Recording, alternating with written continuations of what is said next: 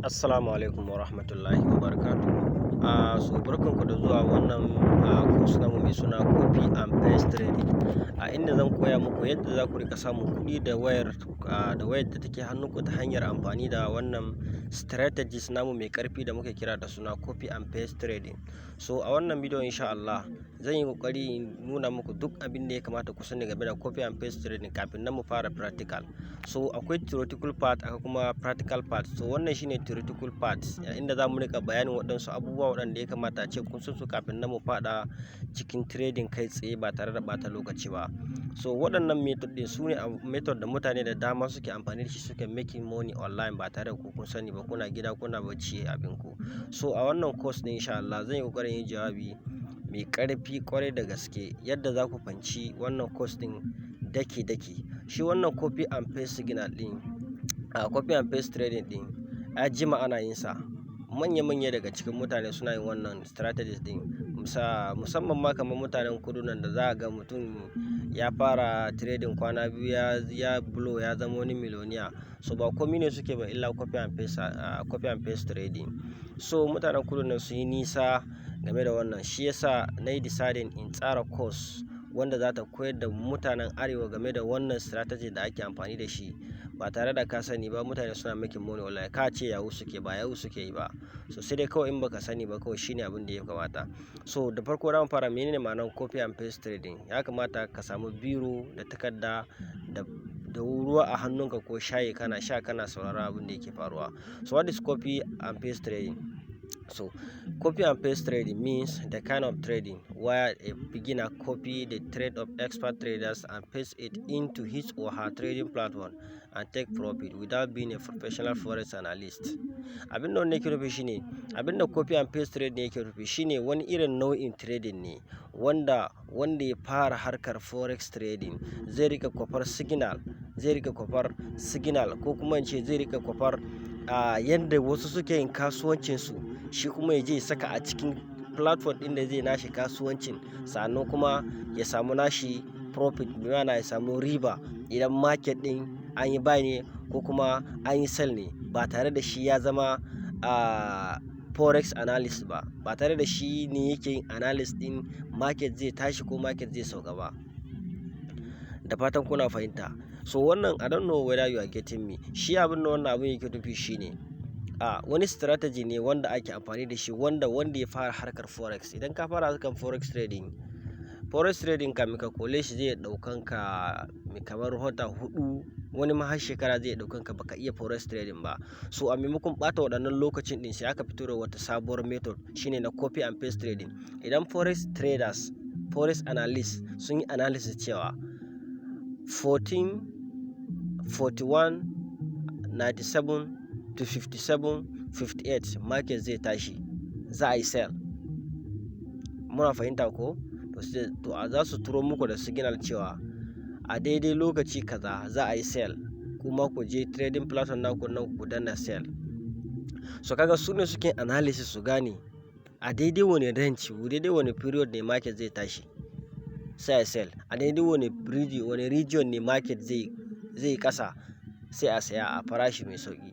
So su ne suke wannan analysis din, kai baka da bukatan sai kana da ilimin wannan analysis din. Ko dai dole ne zan ba ku shawari ku yi kokari ku koyi forex trading. Bayan ka iya wannan trading ne kai kokari ka koyi forex trading, domin ana samun kuɗi a forex trading sosai. A rana ɗaya a cikin sakon 3 za ka iya zama miliyoniya ba tare da bata lokaci ba. Now this method of copy trading is the simple way of making a lot of money in forex trading. Wannan method na copy and paste trading shine hanya mafi sauki da zaka samu kuɗi mai yawan gaske a forex trading. Kar ku manta wannan yana ɗaya daga cikin forex trading, shi wannan copy and paste trading ne. So most expert traders are applying this method. Mafi yawanci daga cikin ƙwararru waɗanda suke harkar trading suna amfani da wannan method din. Saboda method ne mai sauki. Zaka samu mutum ne yana bada analysis, yana bada signal, kuma shi ma zai rika amfani da signal din yana trading again. Duk waɗanda suka yi amfani da wannan signal din nashi, so a trade din da suka shiga yana da nashi kaso, sannan kuma shi ma zai yi trading din da kansa. So wannan shine a takaice. That it means they are receiving signal from their team. suna karɓar signal ne daga team ɗinsu. Kun san forex analyst suna da nasu group, so wanda in ka shiga harkar forex trading yanzu za ka fahimci waɗannan abubuwa da nake fahimta, amma yanzu ba shi ne muke ba, muna magana menene copy and paste trading the simple way. Now menene signal? A cikin copy and paste trading akwai abin da kiran shi da signal. Signal shine kadai abin da za ka rika amfani da shi ka rika samun profit, shine wannan a gan shi nan. Muna fahimta ko? Shine abin da za ka rika amfani da shi kana making a lot of profit. So me signal? Now signal is the information that a beginner will receive from expert traders where buy and sell position will take place. So kamar yadda na faɗa muku wannan wajen din, abin da ake nufi nan shine signal shine wani sako ko wani bayani ko wani jawabi wanda za ka rika, wanda shi beginner wanda ya fara harkar forex kenan zai rika samu daga ƙwararrun traders waɗanda suka ƙware harkar trading, a inda saya ko kuma sayarwa zai kasance. So signal a inda za a saya ko za a sayar, to su ne za su yi analysis ce wuri kaza za a yi buy, wuri kaza za a yi sell.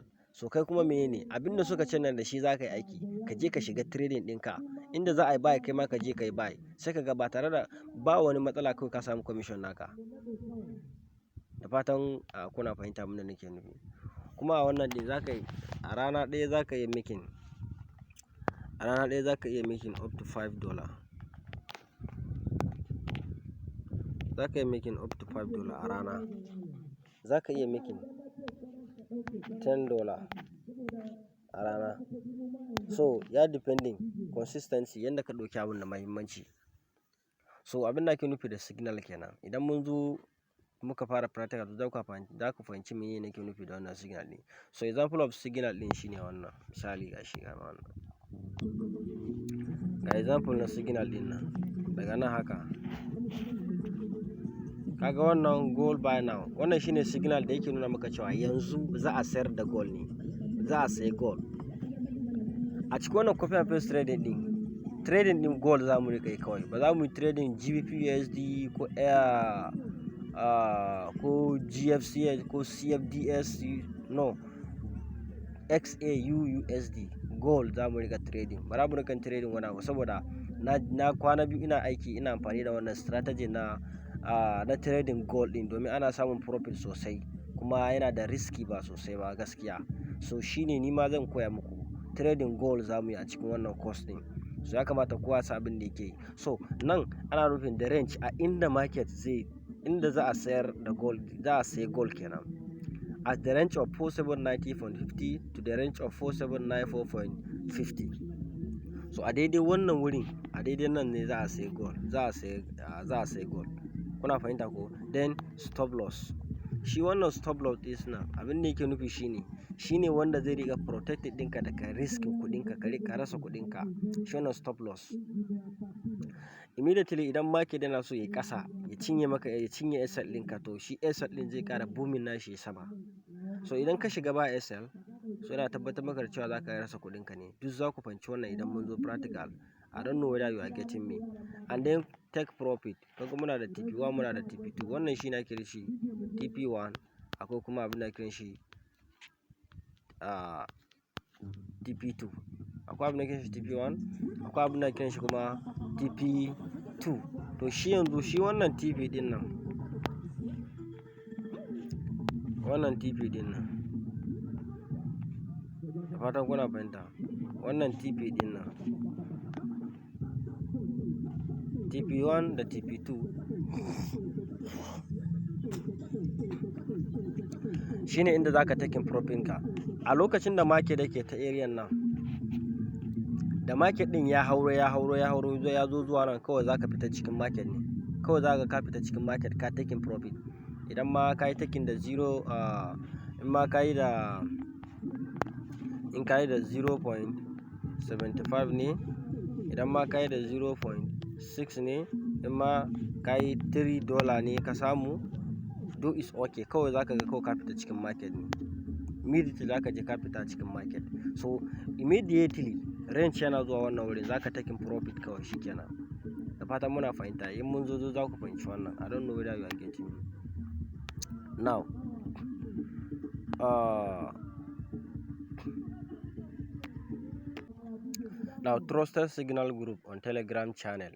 So a ina ne za mu je mu riga copying signal mu yi pasting a trading platform dinmu? A ina za mu je mu yi wannan? So a inda za mu je mu yi copying waɗannan signal su ne a waɗansu telegram channel group waɗanda suke ba da signal. Da fatan kuna fahimta. So now in copy and paste trading, if you want to get signal that you will start trading with, idan kana so ka samu signal da zaka fara kasuwanci da shi, zaka fara trading, you must pay money for each signal. Dole zaka biya kuɗi a kowane signal da za a turo maka, zaka biya kuɗi. But thank God, amma gode Allah, na yi bincike kuma na samu signal group guda biyu waɗanda suke da 95% tabbacin cewa ba a samun riski sosai. Da fatan kuna fahimta, ba a samun riski sosai a cikin waɗannan group ɗin. Wataƙila nan gaba kaɗan zan iya ƙara muku wasu group a WhatsApp support group, but amma a nan guda biyu za mu fara amfani da su, Godzilla FX da kuma Azi Nigerian Traders. I hope you understood. Now, most of the signal that we are receiving from those groups are hitting a lot of profit, and even you lost, they will raise another signal immediately to recover your capital. I hope you understood. So idan misali a ce yanzu an yi trading, ka yi trading da lot side ɗinka 0.1 ne, 0.01 ne. So da aka yi market sai kai aka samu minus 3.00, bi ma'ana ka rasa $3. So immediately ka rasa wannan $3 din, so za su sake wani signal kuma wanda za ka yi amfani da shi ka yi recovering kuɗinka da ka rasa, ma haka sake samu wani ƙarin riba akan abin da ka rasa a baya. Da fatan kuna fahimtar waɗannan darasin din da kyau. Kuna fahimta ko?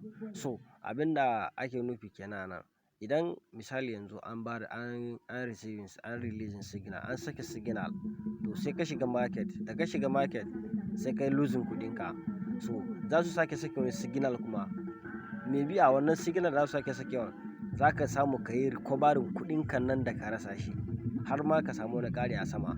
Domin a rana suna sake 5 signal, wani suna sake 10 signal, wani suna sake 15 signal, ya depending da yadda suka shirya za su yi market ɗinsu. Da fatan kuna fahimta. So akwai Godzilla FX, akwai kuma Azi Nigerian Traders. So waɗannan su ne trusted telegram signal channel da muke da su, wanda da su za ku rika aiki, kuma nima da su nake yin aiki. But amma yanzu Azi Nigerian Traders sun bar bada signal, I don't know why. Sannan kuma ban san channel da suka sake kuma ba bayan shi Azi Nigerian Traders ne. But amma Godzilla FX har yanzu suna bada signal. So zan sake bincikawa in gani ko zan samu waɗansu signal waɗanda za ku riga amfani da su. Amma Godzilla FX kawai ta ishe ka, a rana suna sake 5 signal ne. A rana suna sake 5 signal. So 5 signal sai a samu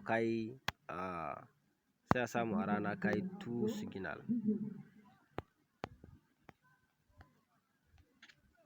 A rana kai 2 signal is okay.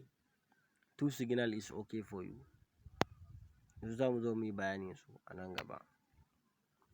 So ba na son wannan bidiyon ya yi tsayi, zan dakata a nan, ya zama wannan shine part 1 na wannan course ɗin. So sai mu haɗu a part na gaba. Wassalamu alaikum.